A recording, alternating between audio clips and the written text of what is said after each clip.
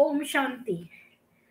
तो आज मैं कुछ दिन के बाद बनाया है, ये आई हूँ लाइव, क्योंकि मैं और चीज़ों में बिजी हो गई थी। तो हमने ये इन ह्यूमैनिटी इन इस्लाम का पहला देखा, जो कि क्रूअल्टी टुवर्ड्स बेबीज था। दूसरा देखा क्रूअल्टी टुवर्ड्स चिल्ड्रन। तीसरा देखा क्रूअल्टी टुवर्ड्स द ओल्ड। चौथा देखा क्रूअल्टी टुवर्ड्स एनिमल्स। पांचवा देखा क्रूअल्टी टुवर्ड्स नेचर। और छठा देखा क्रूअल्टी टुवर्ड्स, अभी मेरे को याद नहीं है कि कौन सा था छठा। तो अब हम सातवें पे चलते हैं। मेरे ख्याल में छठा था क्रूअल्टी टुवर्ड्स एनवायरनमेंट, और क्रूअल्टी टुवर्ड्स एनिमल्स पांचवा था, क्रूअल्टी टुवर्ड्स ओल्ड चौथा था। तो मैंने गिनने में गलती कर दी। तो अब हम चलते हैं क्रूअल्टी टुवर्ड्स, अब हम अपने सातवें पे चलते हैं, जो कि है टॉर्चर। तो टॉर्चर में ये एक फियर पैदा करते हैं कि अगर आप नमाज नहीं पढ़ेंगे या फज्र की, तो कैसे जो नॉन बिलीवर्स हैं या जो नमाज पढ़ने नहीं आएंगे, देखते हैं कि ये वर्स क्या कहती है। तो मैं ये शेयर करती हूँ आपसे।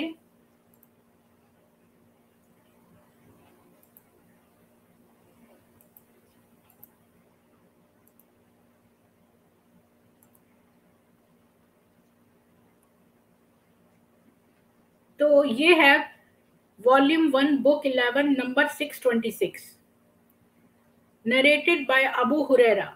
The Prophet said, "No prayer is harder for the hypocrites than the Fajr and the Isha prayers, and if they knew the reward for these prayers at their respective times, they would certainly present themselves in the mosques, even if they had to crawl." तो profit ने कहा कि कोई भी prayer जो है वो इतनी कठिन नहीं है हिपोक्रिट्स के लिए जैसे फज्र और ईशा की प्रेयर है, और अगर ये जानते कि इसका क्या रिवॉर्ड मिलने वाला है, तो वो अगर क्रॉल भी करना पड़े तो वो मस्जिद में आते। The Prophet added, "Certainly I decided to order the muaddin to pronounce Iqama and order a man to lead the prayer, and then take a fire flame to burn all those who had not left their houses so far for the prayer along with their houses." तो profit ने फिर बोला कि मैंने ही order किया है मुआद्दीन को कि वो इकामा को बोले, और आदमी को ये हुक्म दिया है कि वो लीड करे प्रेयर को, और फिर एक जलती हुई अग्नि को लेकर उन सबको जला दे जो अपने घरों से नहीं निकले इस प्रेयर करने के लिए। तो यानी कि ये एक तरह का भय पैदा करना है उनके लिए जो मस्जिद में फज्र की नमाज पढ़ने नहीं जाते, तो उनको जला दिया जाए। तो इतनी क्रूरता जो है, जबकि ईश्वर जो है ये आपकी अपनी मर्जी है, आप उसे किसी भी तरह से प्रार्थना करने के आपको कोई मजबूर नहीं करना चाहिए। ये केवल आपके और आपके ईश्वर के बीच में रिश्ता है। तो कोई आपको कैसे बता सकता है कि आप कब आए और कब प्रार्थना करें? जब ईश्वर ने ही ऐसा नहीं कहा, तो ये कौन होता है कहने वाला कि आप अगर नहीं आएंगे तो हम आपको जला देंगे? यानी ये एक फियर साइकोलॉजी पे बेस्ड है। अब चलते हैं अगले पे कि ये और क्या धमकी दे रहा है। तो मैं फिर शेयर करूंगी एक और धमकी।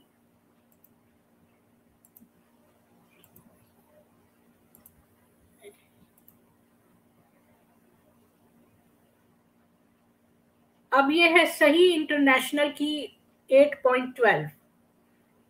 "Remember, O Prophet, when your Lord revealed to the angels, 'I am with you, so make the believers stand firm. I will cast horror into the hearts of the disbelievers, so strike their necks and strike their fingertips.'" तो ये आयत जो है 8.12 कहती है कि जो Lord है, ये सब कौन बता रहा है? मोहम्मद खुद बता रहा है। लॉर्ड किसी को दिखाई नहीं दिया, केवल मोहम्मद को ही ने कहा कि जो लॉर्ड है उसने अपने फरिश्तों से कहा है कि मैं तुम सबके साथ हूं। तो जो बिलीवर हैं, जो मानने वाले हैं, वो कायम रहें, और जो नहीं मानने वाले हैं उनके अंदर दिलों में मैं हॉरर, यानी कि अब हॉरर की हिंदी मुझे नहीं आती है, हॉरर विभत्सता बोल सकते हैं, उनके दिलों में पैदा कर दूंगा। इसलिए उनके गले और उनके फिंगर टिप्स को तुम काट दो। तो आपने देखा कि जबकि ईश्वर इतना दयालु है, और उसकी दयालुता मैग्नेनिमस कहते हैं ईश्वर को, तो ये ईश्वर इतना टुच्चा है यहाँ पर कि वो कह रहा है कि अगर तुम मुझे नहीं मानोगे तो मैं तुम्हारे दिल में विभत्सता पैदा कर दूंगा। तो ये कितनी छोटी बात है, कितनी छोटे लेवल की बात है ये। ऐसा कोई ईश्वर नहीं होता जो इस तरह से क्रूरता की बात करे। ईश्वर कभी क्रूर हो ही नहीं सकता। और जब मरने के बाद लोगों का फेट डिसाइड होगा, तो ईश्वर पहले से ही उनके अंदर विवत्सा क्यों पैदा करेगा? तो अब अगला देखते हैं। ये एक मोहम्मद ने एक कल्ट स्टार्ट किया था जो कि फियर पे बेस्ड था, कि लोगों को डरा डरा के धमका कर अपनी बात मनवाओ, और जो ना माने उसे काट डालो।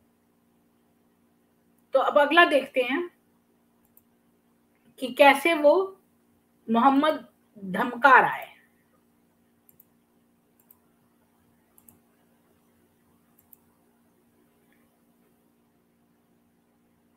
तो अगला है, आपने देखा होगा 5.33। ये लोग बहुत बोलते हैं कि 5.32 को कोट करते हैं कि जहां भाई जो है हमारी कुरान इतना कहती है कि अगर एक इनोसेंट को मार दिया तो पूरे जहान को मार दिया। पर 5.33 क्यों नहीं ये पढ़ते? 5.33 है इंडीड, ये कुरान की आयत है 5.33। Indeed, the penalty for those who wage war against Allah and His Messenger and spread mischief in the land is death, crucifixion, cutting off their hands and feet on opposite sides, or exile from the land. This penalty is a disgrace for them in this world, and they will suffer a tremendous punishment in the hereafter. ये कह रहा है कि जो है, जो अल्लाह और मोहम्मद के प्रति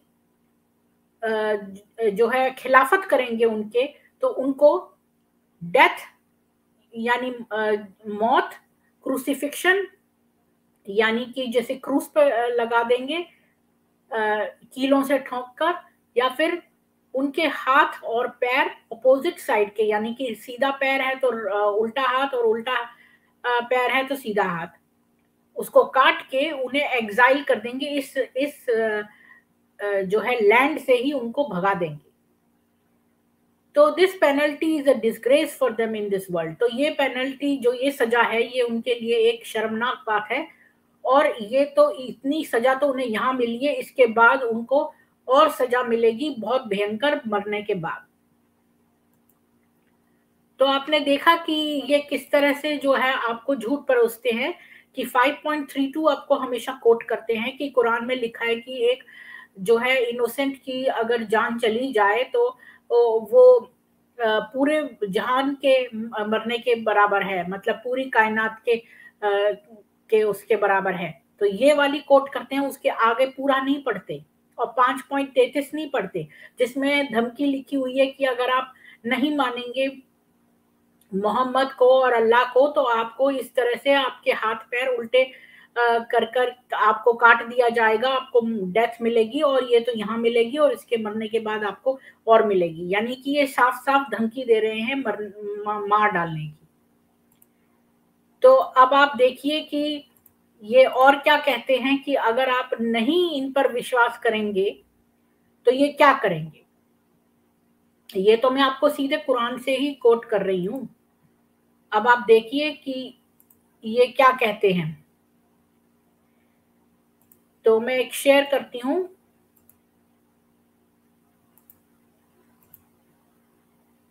कि ये कहते हैं, तो ये है कुरान के 22वीं चैप्टर की 19, 20 और 21 तीन वर्सेस हम देखेंगे, 19, 20 और 21, 22वें चैप्टर की कुरान के। These are two opposing groups that disagree about their Lord. As for disbelievers, garments of fire will be cut out for them and boiling water will be poured over their heads, melting whatever is in their beliefs along with their skin, and awaiting them are maces of iron. तो अब पहली देखते हैं कि ये दोनों opposing groups हैं जो जो जो है डिसएग्री करते हैं जो है अल्लाह के बारे में, और ये जो डिसबिलीव करते हैं, जो नहीं मानते हैं, उनके जो है कपड़े,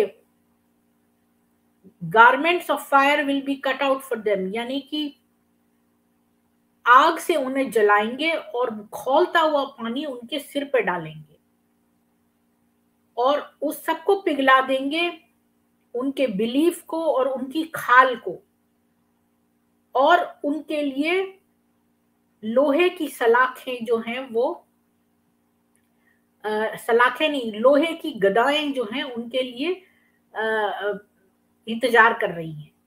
तो आपने देखा कि कितनी तरह की क्रूअल्टी लिखी है कि आग में जला देंगे, खौलता पानी सिर पर डाल देंगे, उनकी खाल जला देंगे, और बड़े बड़े जो हैं लोहे की गदाएं उनके लिए वेट कर रही हैं। यानी कि ये इतनी ज्यादा टॉर्चर वाली बातें कौन कह सकता है जिसके अंदर एम्पैथी ना हो। और ईश्वर तो बहुत ही काइंड है, वो कभी नहीं कहता कि मेरी अगर तुम पूजा ना करो या मुझे फॉलो ना करो तो मैं तुम्हें मार डालूंगा। ये सब मोहम्मद के मनगढ़ंत अल्लाह की और मोहम्मद के फियर करके कंट्रोल करने की लोगों को चाल थी। और इसके लिए आप ये देखिए कि मोहम्मद जो इतनी सारी बातें क्रूरल्टी की करता था, क्रूरता की, तो उसके अंदर एम्पैथी नहीं थी। कोई एक नॉर्मल मनुष्य इस तरह की बातें नहीं कर सकता कि हम इतनी क्रूरता की बातें कौन कर सकता है जिसके अंदर बिल्कुल एम्पैथी ना हो, जो साइकोटिक हो। केवल ऐसा मनुष्य जो सैडिस्टिक टॉर्चरस हो वो इस तरह के शब्दों का प्रयोग करेगा, जो हमने देखा। और अब देखते हैं, ये तो सब कुरान में लिखा है, अब उन्होंने एक्चुअल में क्या किया। एक चीज होती है लिखा होना, एक चीज होती है करना। अब हम ये देखेंगे कि क्या वाकई में मोहम्मद ने ऐसा किया भी। तो मैं आपसे शेयर करती हूं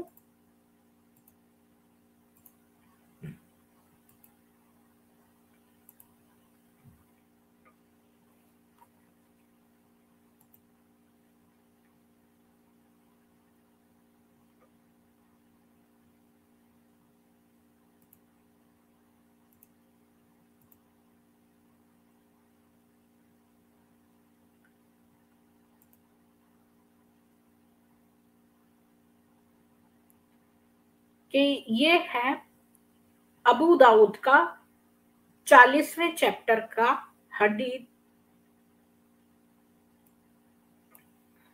तो ये कहता है, अनस बिन Malik said, some people of Uki or Urena came to the messenger of Allah and found Medina unhealthy.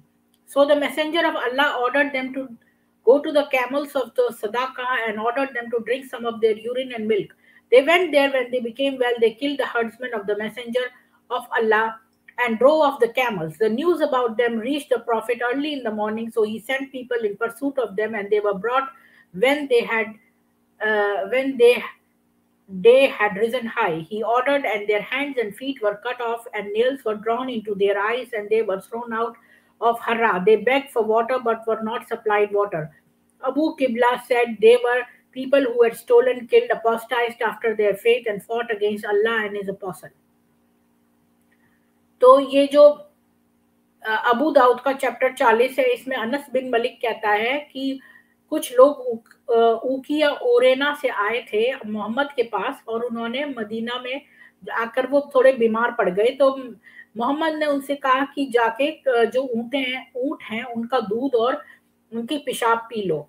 तो वो वहां गए और वो ठीक हो गए। तो उन्होंने क्या किया कि वो लालच में आ गए, जब इतना बड़ा नबी मोहम्मद जो है वो इतना लालची हो सकता है, तो ये इतने छोटे जो हैं वो क्यों नहीं हो सकते। तो उन्होंने क्या किया कि हर्ड्समैन को मार दिया और जो ऊंट ले गए। तो ये जैसे ही खबर मोहम्मद को मिलती है तो वो उनका पीछा करवाता है अपने आदमियों से, और फिर वो उन्हें पकड़ के लाते हैं। फिर वो मोहम्मद उनके कहता है कि इनके हाथ और पैर जो हैं वो काट दो और इनकी आंखों में कीलें ठोंक दो और फिर इन्हें हर्रा से बाहर फेंक दो। और उन लोगों ने बहुत पानी मांगा पर उन्होंने उन्हें पानी नहीं दिया। अबू किबला ने कहा कि इन लोगों ने चुराया है, मारा है और जो है अपना फेथ को त्यागा है मोहम्मद के, तो इसलिए इनके साथ ये किया है। तो आप ये देखिए कि आपने बचपन में कहानी सुनी होगी bishop and the candle stick, जिसमें कि जो एक बिशप था उसके पास जो है चांदी के बहुत सुंदर जो है कैंडल स्टैंड था। तो एक दिन एक चोर आया तो उसे वो बहुत अच्छे लगे और उसने चुरा लिए। तो जब वो चुरा लिए तो उसने वो बाहर गया तो पुलिस वालों ने उसे पकड़ लिया। तो बिशप ने कहा को जगाया गया, तो बिशप आया तो उसने कहा कि ये तो मैंने ही इसे दिए थे। ये कहानी कितनी दिल को नम कर देगी कि वो चोर जो है वो इतना मूव हो गया कि उसने चोरी छोड़ दी। तो आपने देखा एक साधारण आदमी जो चर्च का स्टाफ था, मैं कोई चर्च या क्रिश्चियनिटी को मानने को नहीं कह रही, मैं तो खुद सनातनी हूँ, लेकिन मैं आपको बता रही हूँ मैं ट्रूथ को फॉलो करती हूँ और जो चीज अच्छी होती है उसकी प्रशंसा करती हूँ और जो चीज बुरी होती है उसकी बुराई करती हूँ।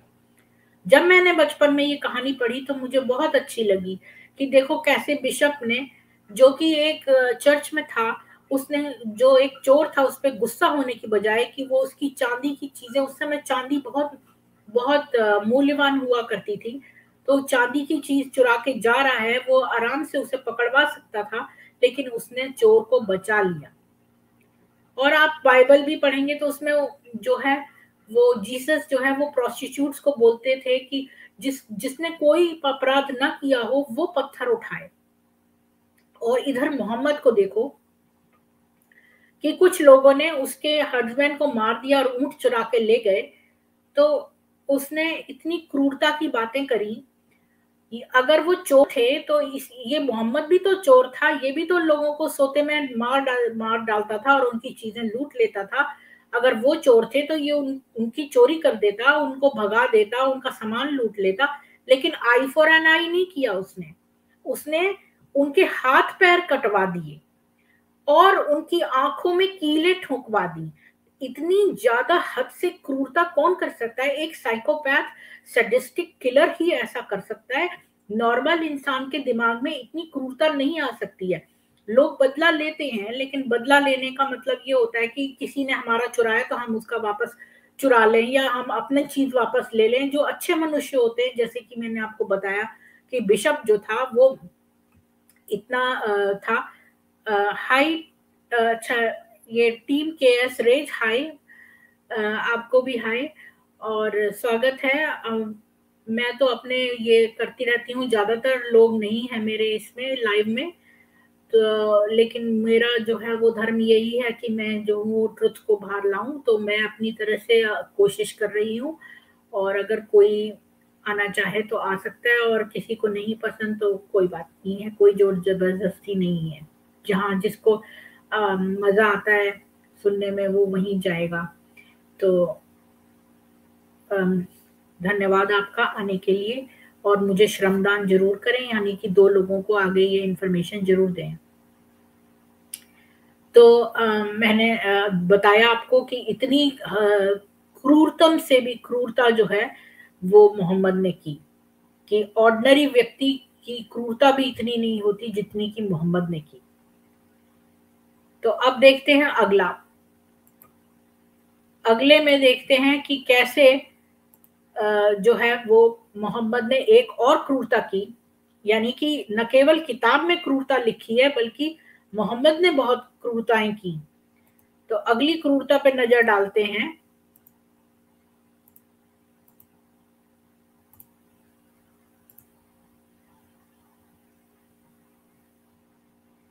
तो अगली क्रूरता अबू दाऊद की है, 40वें चैप्टर के 21वें की, बुक 40 और हदीस 61।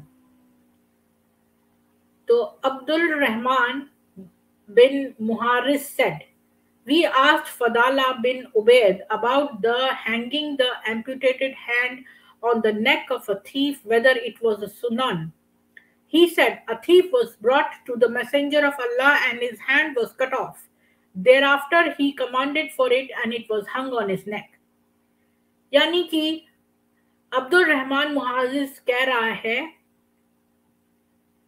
कि हमने पूछा फदाला बिन उबैद से कि इसके बारे में बताओ, जो एक कटा हुआ हाथ एक एक चोर के गले में लटक रहा था, कि क्या ये सुन्नत है? तो उसने कहा हाँ। एक थीफ को मोहम्मद के पास लाया गया, चोर को, तो मोहम्मद ने उसके हाथ कटवा दिए और उसके बाद मोहम्मद ने कहा कि इसको इसके गले से टांग दो। तो अब आपने देखा एक नई चीज, न केवल एक्सट्रीम क्रुअल्टी है बल्कि क्रुअल्टी को जो है प्रदर्शन करना भी है, यानी कि क्रुअल्टी करके उसको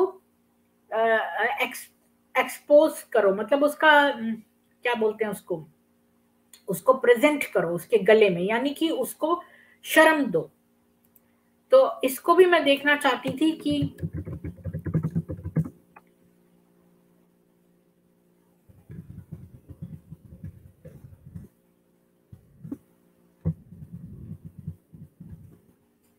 ऐसे कौन करता है।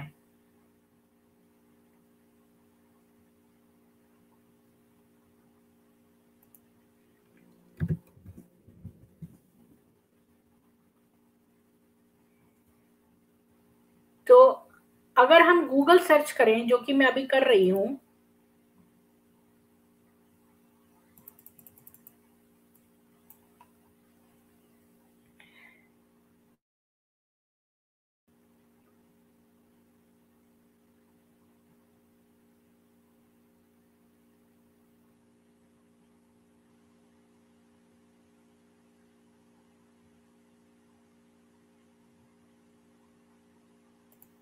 खैर उसमें मेरे को टाइम लगेगा, तो मैं बस आपको बताना चाहती हूँ कि केवल इसके पीछे की एक चोर के हाथ काट के और उसके गले में टांग दो, यानी कि दुनिया को दिखाओ, और प्लस हमारा जो है एडवर्टीजमेंट भी करें वो, कि हम जो है ये फियर क्रिएट कर रहे हैं तो मोहम्मद से सब डरें। तो इसलिए जो है मोहम्मद ने उस चोर के जो हाथ हैं वो उसके गले में, गले से लटकवा दिए। इसके पीछे ये था। अब देखते हैं कि मोहम्मद ने केवल आदमियों से करा या औरतों के संग भी करा। एक तो मोहम्मद जो है, आपने पिछले देखा कि क्रूअल्टी टुवर्ड्स वुमेन में, कि मोहम्मद के पास जब औरतें अपना शब्द चोट का निशान लेकर आई तो उन लोगों ने जो है मोहम्मद ने कोई एम्पैथी नहीं दिखाई, कोई सिंपैथी नहीं दिखाई, ना उसने आदमियों को डांटा कि आपने इन औरतों के साथ ऐसा क्यों किया है, बल्कि वो मजे से सुनता रहा, यानी कि उसे कोई फर्क नहीं पड़ता। जब जब उसकी खुद की बीवी आयशा को उसने मारा था, जब उसे दर्द हुआ था अपने चेस्ट पे, इसके बाद जो आयशा के माँ बाप था अबू बकर, वो भी आके जब उसको मारता था तो मोहम्मद हंसता था, बजाय कि इतनी छोटी लड़की जिसको वो मिसयूज कर रहा है, उसको शर्म आनी चाहिए, और उसको कोई और हर्ट कर रहा है तो इस बात पे वो हंसता था। तो आप सोच सकते हैं कि गलीच से गलीच व्यक्ति जो है और साइकोपैथ जो है वो उससे भी गिरा हुआ था ये आदमी, जिसको आप नबी कहते हैं। अब देखते हैं कि इसने औरत के प्रति क्या किया। ये तो आदमियों के प्रति था।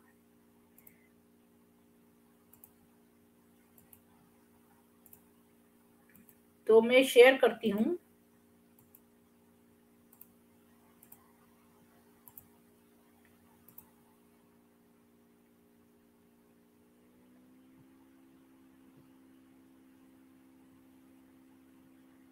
A blind man had a slave mother who used to abuse the prophet and disparage him. He forbade her, but she did not stop. He rebuked her, but she did not give up her habit. One night she began to slander the prophet and abuse him. So he took a dagger, placed it on her belly, and pressed it and killed her. A child who came between her legs was smeared with blood that was there. When the morning came, the prophet was informed about it. He assembled the people and said, I adjure by Allah the man who has done this action, and I adjure him by to him that he should stand up. Jumping over the necks of the people and trembling, the man stood up. He sat before the prophet and said, Messenger of Allah, I am her master. She used to abuse you and disparage you. I forbade her, but she did not stop, and I rebuked her, but she did not abandon her habit. I have two sons like pearls from her, and she was my companion. Last night she began to abuse and disparage you, so I took a dagger, put it on her belly, and pressed it till I killed her. Thereupon the prophet said, Oh, be witness, no retaliation is payable for her blood. तो एक ये बता रहा है, ये अबू दाऊद का 40वां chapter है। ये बता रहा है कि एक अंधा आदमी था, उसकी एक स्लेव माता थी जिसको कि वो अब्यूज जो मोहम्मद के लिए उल्टी सीधी बातें बोलती थी, तो वो उसे डांटता था, लेकिन वो अपनी हैबिट नहीं छोड़ती थी। तो एक दिन जब वो मोहम्मद के लिए अब्यूज करने लगी, तो मतलब के बारे में उल्टी सीधी बात बोलने लगी, तो उसने एक खंजर लिया और उसके पेट पर वो कर दिया और उसे मार डाला। एक बच्चा जो था, जो उसके टांगों के बीच में था, वो भी मर गया। यानी कि ये भी हो सकता है कि मैंने ऐसा सुना था कि वो औरत जो थी वो प्रेग्नेंट थी और उसके बच्चे को भी मार दिया इस प्रकार उसने। और यहाँ पर जो शब्द हैं उससे ये लग रहा है कि बच्चा जो उसकी टांगों के बीच में था, तो पता नहीं बच्चा उसकी टांगों के बीच में कैसे था, तो वो जो है वो खूनी हो गया। और जब सुबह हुई तो जो मोहम्मद ने पूछा ये किसने किया है, तो वो आदमी डरते डरते आया और तो मोहम्मद ने बोला कि मैं इसका मास्टर था और ये आपको उल्टी सीधी बातें बोलती थी। जब मैं ये इसने नहीं रुका तो मैंने कल रात को अपना एक खंजर लिया और उसको मार डाला। तो मोहम्मद क्या बोला कि इसके खून का कोई बदला नहीं है, यानी कि इसने इसका ठीक ही खून हुआ, इसका कोई वो नहीं लिया जाएगा बदला। तो आपने देखा कि कितनी क्रूरता से अगर किसी ने कोई उल्टी सीधी बात करी है, अगर आपको नहीं पसंद आती तो आप उसको घर से निकाल दो, लेकिन नहीं, उसने एक प्रेग्नेंट औरत को नहीं बख्शा और उसके खंजर जो है उसके पेट में डाल दिया और उसको इतनी क्रूरता से मार दिया। तो ये आपने इतनी नीचता देखी कि मोहम्मद जो था वो इतना क्रूर था, आदमियों के लिए, औरतों के लिए उसे कोई सिंपैथी नहीं थी, क्रूरता से क्रूरता तरीके से मारता था। आपने कई चीजें तो मुझे पता नहीं थी कि मैं बूढ़े में लिखूं कि क्रूरता में लिखूं, तो आपको याद होगा जो मैं बूढ़ों के बारे में बता रही थी, तो कैसे उसने एक बूढ़े आदमी को मरवाया था, एक बूढ़ी औरत को दो उसकी टांगों को बांध के। ये हमने पिछले उसमें देखा था कि कैसे दो ऊंटों के बांध के ऊंटों को उल्टे डायरेक्शन में भगा दिया और फिर वो बीच में से चिर गई। यानी कि वो जो है उम्र का लिहाज नहीं करता था, आदमी औरत का लिहाज नहीं करता था, क्रूरता से क्रूरता चीजें करता था। जो उसकी हाँ में हाँ मिलाए वो तो ठीक है, और जो जरा सा भी इधर उधर हो तो उसको वो मरवा देता था क्रूरता से। अब देखते हैं मोहम्मद कितना लालची था, लालची से भी लालची। दूसरों को तो चोर समझ के उनके हाथ पैर कटवा देता था, पर खुद के लिए क्या। और जिस पे भी कोई भी सामान हो तो उसका वो सामान लूटना चाहता था। तो अगला देखते हैं कि मैं ये शेयर करती हूँ आपसे मोहम्मद की लालची का सबूत।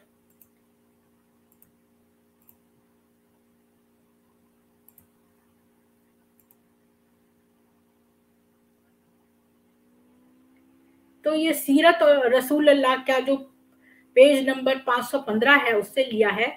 किनाना अल रबी, who had the custody of the treasure of Banu Nadir, was brought to the apostle, who asked him about it. He denied that he knew where it was. A Jew came, Tabari says, was brought to the apostle and said that he had seen Kanana going to a certain ruin every morning early. When the apostle said to Kinana, "Do you know if we find you have the treasure, I will kill you?" He said, "Yes." The apostle gave orders that the ruin was to be excavated and some of the treasure was found. When he asked him about the rest of the treasure, he refused to produce it. So the apostle gave orders to Al-Zubair al-Awam, "Torture him until you extract what he has." So he kindled a fire with flint and steel on his chest until he was nearly dead. Then the apostle delivered him to Muhammad bin Maslama, and he struck off his head in revenge of his brother Mahmud. तो ये बता रहा है किनाना अल रबी के बारे में। किनाना जो था वो बनु नादिर के जो खजाने का इंचार्ज था। तो बनु नादिर कोई और था, तो मोहम्मद जो था इतना लालची और दूसरों की प्रॉपर्टी हड़पने वाला था कि उसने उस किनाना को बुलवाया, और कुछ तबारी जैसे रेफरेंसेस कहते हैं कि वो बुलवाया, उसे उठा लिया गया और मोहम्मद के पास लाया गया। तो उसने कहा कि उसे खजाने के बारे में नहीं पता। तो एक ज्यू था, उसने मोहम्मद को बताया कि ये एक उजाड़ जगह पे जाता है और वहां डेली जाता है। तो मोहम्मद ने उससे कहा कि तुम्हें पता है कि अगर हमें कोई जो है खजाना मिल गया तो हम तुम्हें मार देंगे। तो किनाना बोला हाँ। तो मोहम्मद ने ऑर्डर दिया कि उस जो खंडर था उसको, जो वो खंडर जैसी जगह जहां वो किनाना रोज जाता था, उसे खुदवाया जाए। और उसे खुदवाने के बाद थोड़ा सा ट्रेजर, उसमें से थोड़ा सा खजाना मिल गया। तो मोहम्मद को लगा कि और भी जो है खजाना कहीं है। तो किनाना ने जो है वो नहीं बताया कि बाकी का खजाना कहाँ है। तो मोहम्मद ने जुबैर अल अव्वाम को कहा कि इसे खूब टॉर्चर करो जब तक ये तुम्हें बता ना दे। तो जुबैर अल अव्वाम ने एक जो है फ्लिंट जो थी, वो जो हम बोलते हैं, जिससे हम मुझे वो शब्द याद नहीं आ रहा, जिससे हम आग शुरू करते हैं, उसे फायर किया और स्टील के साथ और उसके छाती पे रख दिया जब तक कि वो मर नहीं गया। तो फिर जो मोहम्मद ने उसको मोहम्मद बिन मसलमा को दे दिया। उसको जब वो मरनासन सा हो गया, बिल्कुल मरने लायक, तो मोहम्मद बिन मसलमा को दे दिया और उसने उसकी जो है सिर जो है काट डाला अपने भाई महमूद के रिवेंज के लिए। तो आपने देखा कि मोहम्मद जो था वो किस कदर लालची आदमी था, किस कदर था कि दूसरे की प्रॉपर्टी हड़पने के लिए उसने एक आदमी को इतना टॉर्चर करा। और जबकि उसे थोड़ा खजाना मिल भी गया था, लेकिन उसे पूरी चीज चाहिए थी, दूसरे की प्रॉपर्टी पूरी तरह चाहिए थी। तो उसने उसको जो है इतनी क्रूरता से मरवा के और फिर उसका सिर जो है वो अलग करवा दिया। सिर धड़ से अलग, तन से जुदा, जो भी बोलते हैं ये लोग। तो मोहम्मद की एक और अवगुण हमें नजर आया। अवगुण तो मैं बहुत स्लाइटली बोल रही हूँ, पर ये साइकोपैथिक किलर का एक और बेरहम सबूत हमें मिला। तो आज मैं ये सेशन यहीं पर खत्म करती हूँ और अगले सेशन पे हम मिलेंगे। नेक्स्ट जो है हम देखेंगे अपोस्टेसी के बारे में, कि अगर आप इस जो कल्ट को मोहम्मद ने जो स्टार्ट किया था, इसे जो है अगर आप छोड़ेंगे तो आपको क्या सजा मिलेगी।